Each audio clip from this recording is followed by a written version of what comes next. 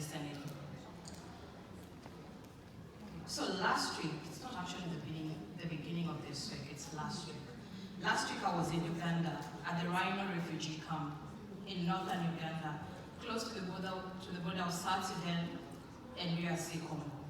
And there, we launched a new call to action for 3 transformations for a whole child support in education in emergencies, co-created with youth and activists, young refugees, youth-led organizations, and students' unions for a whole child support for children and young people during and in emergencies, with a priority on defending their right to education.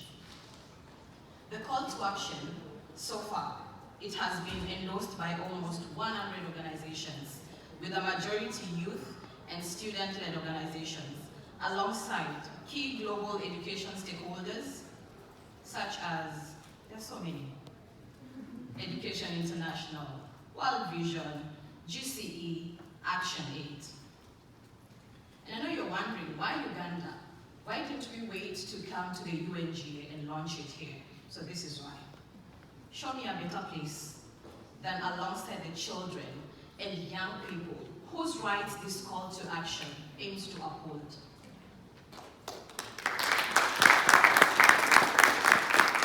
Also, it is a direct challenge to the global north, US's centrism to such global launches, especially during the UNGA month. So there, we heard from the children through their children parliaments. The refugee children have a children parliament, very vibrant young girls and boys. And we heard their stories. They raised pertinent issues. They talked about mental health, from the trauma, from the physical harm they went through as they were fleeing war to go to Uganda. They spoke about the digital divide, especially during the pandemic, when all our governments say that education was going to be on radio, on TV, and the frequencies can't get to the refugee camps, so we are leaving those children behind. They spoke about financing. I'm very passionate about financing in education, that further marginalizes them from education. We are here now during TESS, the Transforming Education Summit, and the UNGA. I'm bringing their voices with me. And together here with my amazing panelists, we are going to continue to amplify these voices. So on to our amazing panelists for this session.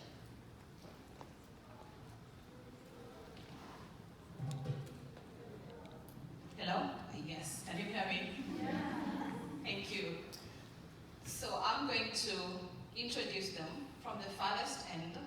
I have with me Nataly Rivas, who is the representative of Jesuit Refugee Service. And then we're here with Esther Ngemba, who is Nataly Rivas is the representative of the Youth for Education in Emergencies for Plan International and Education Cannot Wait. And then I'm here with Esther. Esther Ngemba is the representative of Jesuit Refugee Service. So we are going to get into this panel.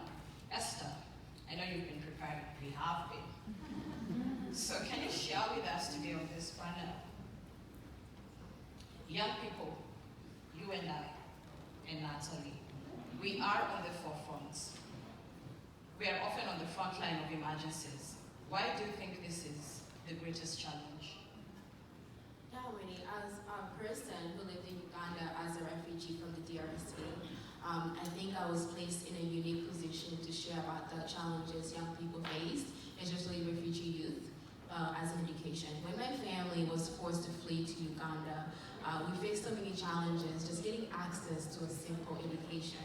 But my parents worked so hard to ensure that me and my 4 siblings have access to education and have the chance to go to school. Because one thing that my parents always said, education is a key to a bright future. And I always knew, even though I had to flee my home country, Congo, the one thing that was not taken away from me was my knowledge and power to learn. No matter where I went, I always had that power. And as I faced so many challenges, just getting access to education, and while I was in the education system as a refugee, but one of the bigger challenges that someone faced was my brother. My brother has a vision disability, so he's not able to learn like normal kids. So while we're in Uganda, the education system for refugees is like everybody, you have to learn the same way. And he was so behind because of his vision, and the gap was so behind. And that's why I think we have to ensure that even people with disability have access to education. So when we say access to education for refugees, we're also saying access to education for those who have a disability also. But then also I think it's also important to ensure that mental health access for refugees is also being processed while they're receiving education. So now, as a young person here in the United States, I'm a student, I'm an advocate, and an entrepreneur. That's why I always share my story and my experience and bring these stories to lawmakers. I'm honored to work with JRS, where I lobby on Capitol Hill to go speak to our senators here and telling them why they should increase the number of refugees being welcomed to the United States, why they should increase the funds being towards education. And the reason for this is because I know every single refugee or a child around the world, they must have lost their home, everything, but one thing that they do have is their power, and their power, which is their knowledge. And they continue to have hunger for knowledge, and that's something that we can keep that's stable for them. And as a young person, our future for today, like one thing that we say, today we're preparing and we're educating ourselves so we can create a bright future for tomorrow. Thank you. That's amazing. And I know probably maybe you're wondering why we don't have gender balance here. So sorry. Apologies from one of our panelists, Nyandiga, who's the youth representative on the Refugee Education Council, who unfortunately couldn't make it today. So Nataly, I'll pose the next question to you. So, we know that transforming education in emergencies will require action at all levels, all stakeholders involved. What has been the most effective solutions that you have seen that could help this transformation? Hello, okay, it's okay. Well, this is a big challenge for me because this is my first time to speak in English in this event, and sorry if you can understand, but I'll continue.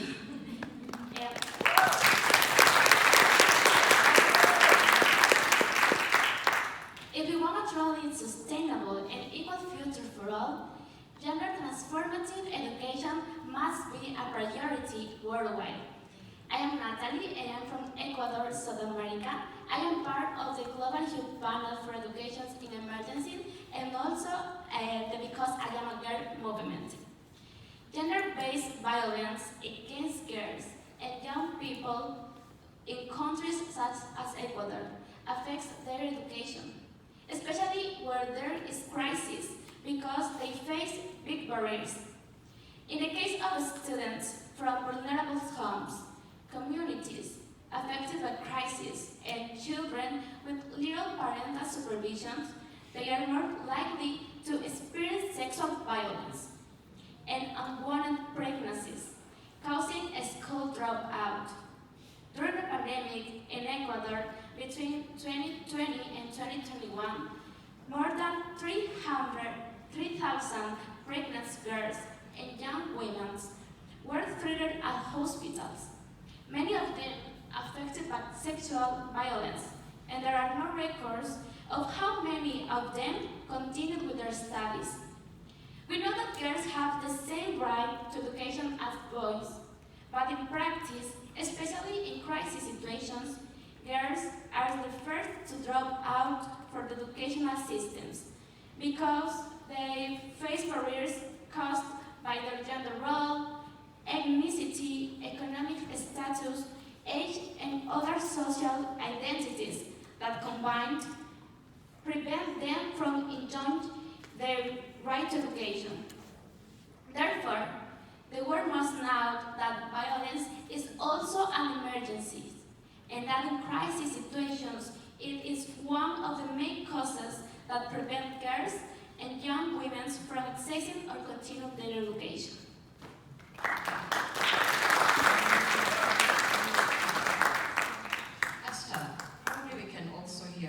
what are the solutions you've seen work?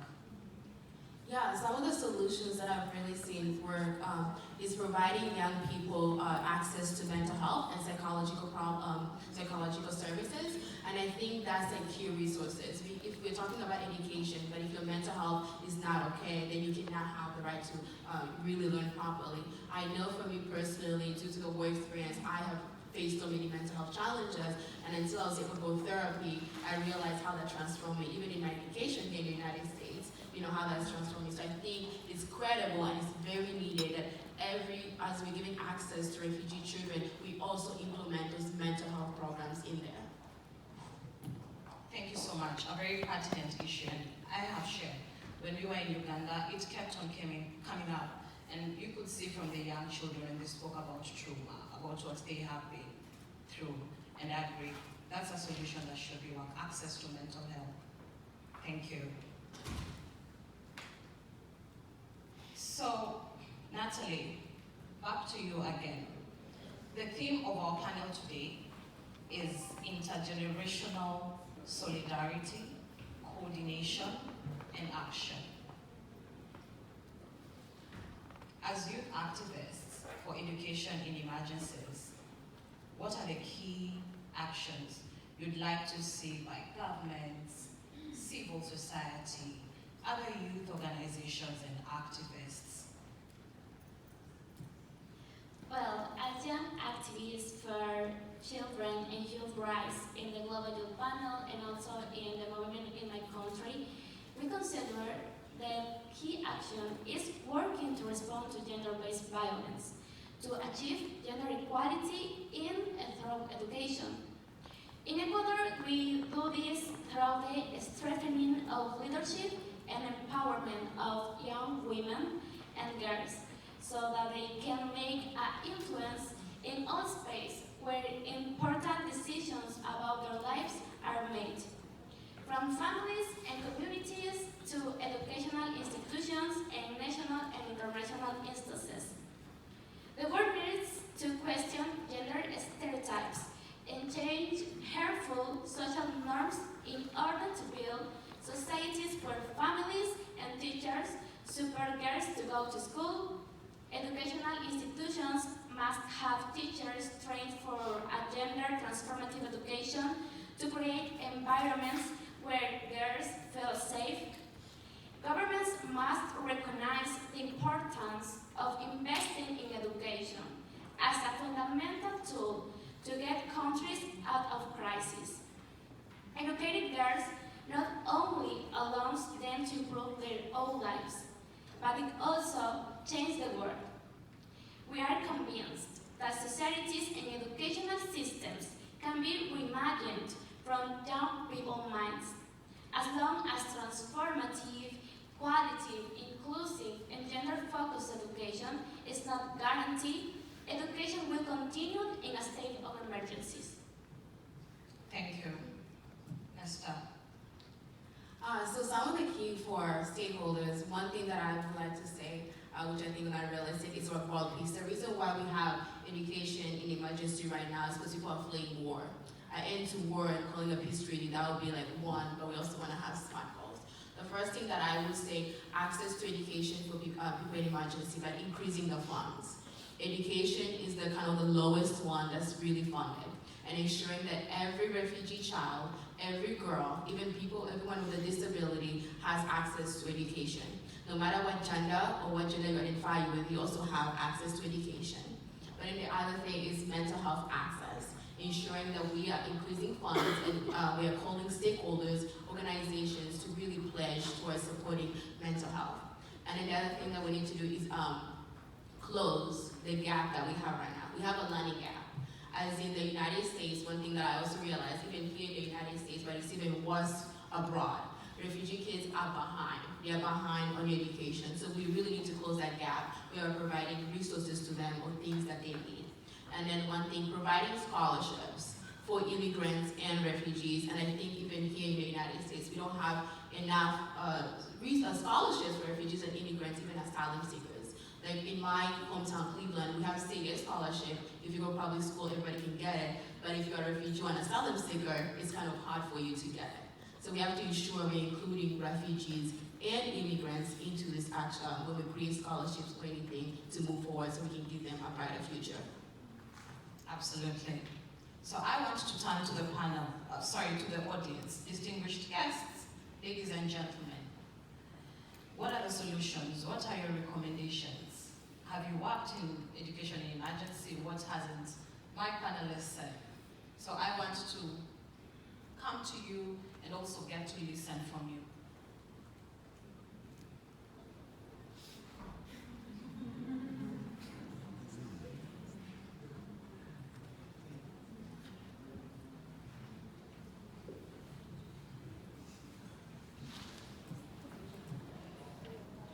Thank you. I'm probably too old to really join the panel.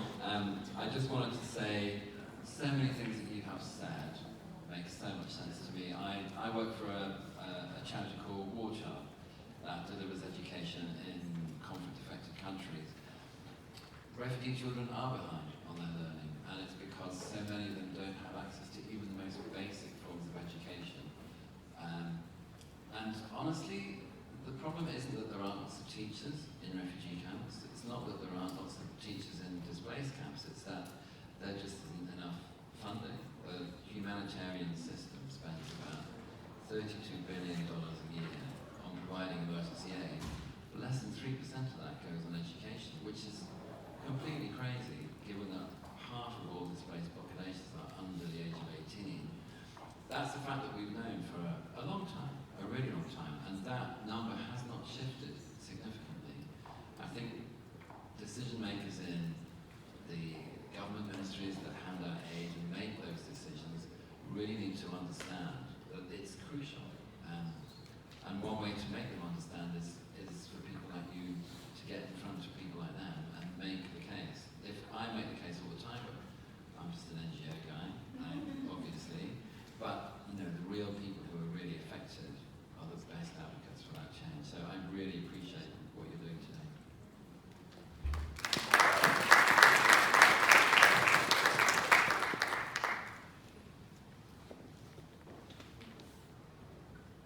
Who'd like to call next? We'll take two more. Okay, thank you very much. Congratulations for making this panel. I have two comments. First of all, I would like to also highlight what you said about mental health issues, that is very important to address not only for students but also for teachers, in particular in conflict settings. And second, the issue of how people who have been flying war and conflict and human rights abuses in different parts of the world receive very different treatment. We are very aware, for example, of what is happening in Europe about the Ukrainians, and they have been funding from many places to really address the issue. But I was wondering what happened in emergencies, long-time emergencies in Somalia, in Eritrea, and in many other places in Africa, such as Yemen, where people are just dying, not for 10 years, for 20 or for 30 years, and they have been not receiving funding for training teachers, for mental health issues, and for early childhood education. So in a world where always talk about equality, non-discrimination, we really want to support all the people, the innocent people flying from Ukraine. I completely show my solidarity with them, but we also want to have more solidarity for people of black color just fleeing conflict in many places who know the situation.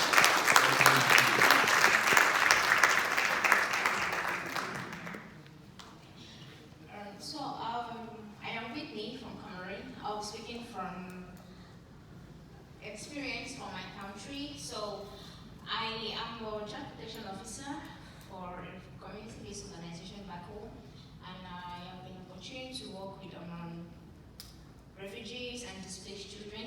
So you spoke about scholarships. Most often, I'm speaking on the perspective from Cameroon, if refugees wait on scholarship, most often it's not being granted to them on an easy base. So I'll propose education for refugees is being brought right up to their doorsteps, like free education for children from the tertiary to the secondary level. So it ease their way into education, gender inclusiveness, comparative sexual education. So the government and INGOs and NGOs can maybe offer free education for the children, so it helps in their growth process.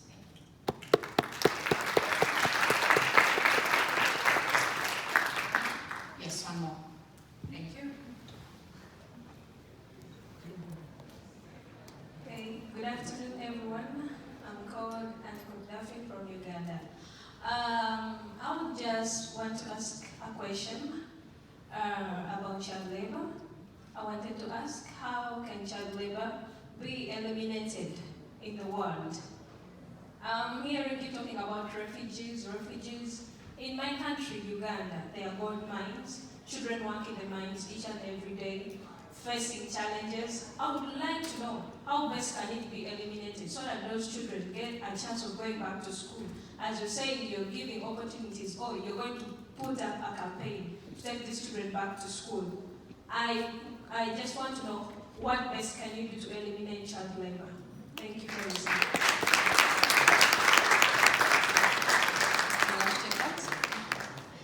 Yeah, thank you so much for that question. Also in my home country, Congo, child labor is one of the major crises going on right now. I would say hold those companies accountable. The reason why we have so much child labor right now is because, like I will speak from my personal experiences, Congo, is because of Apple, Samsung. They are using mines, and we're now holding them accountable. I think it's holding those big corporations accountable what's happening. We do need to end child labor, what's happening, and I would say presenting your stories and telling people what's going on in this nation. But I will also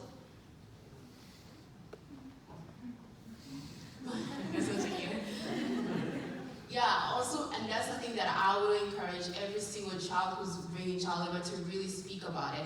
And I would say something, as African nations, we are suffering from child labor more than the Western Western countries, and this is because of colonization.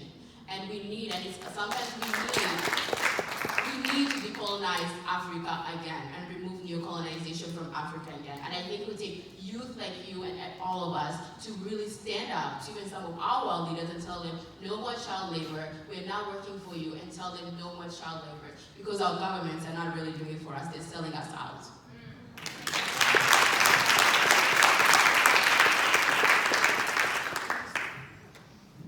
Thank you so much for that. And the truth is, even in countries where we have emergencies, we also have children in child labor. So we have children in emergencies, but also these same children are in child labor. They're in emergencies, they're forced to work, they're not in school. So thank you, Daphne, for that question. So as we wrap up, my panelists, I want to give you each 1 minute to give us your closing remarks, with a brief summary highlighting actions moving forward. Where do we go from now? Finally, I'm so grateful for that important opportunity because it allows me to reflect on the challenges, and you will inspire me with your jobs, with your fight. I think it is essential for Ecuadorian girls to tell the world what happens with their lives, what happened with their education. And I hope in the future many girls have the same opportunity to raise their voice and change the world. And with the support of social actors. And well, ¡viva la juventud! ¡Viva!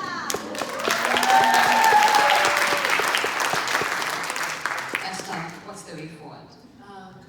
I think the way forward is for us to keep fighting as young people, to never give up. I know sometimes it's challenging. We have to keep fighting for the things that we know, especially for us to have gone through experience of war, being a refugee, child labor. It's the point that we keep telling our stories and we create campaigns that are friendly of our community, and to not let anyone give up. And we are the future, and today we're working so hard so we can have a brighter future, and nobody can ever take that power away from you.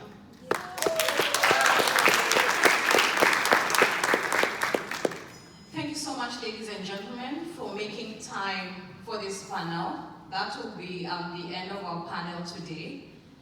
I have been your moderator, Winnie Nyandiga, a representative of the Global Students Forum and the 100 Million Campaign. Thank you so much.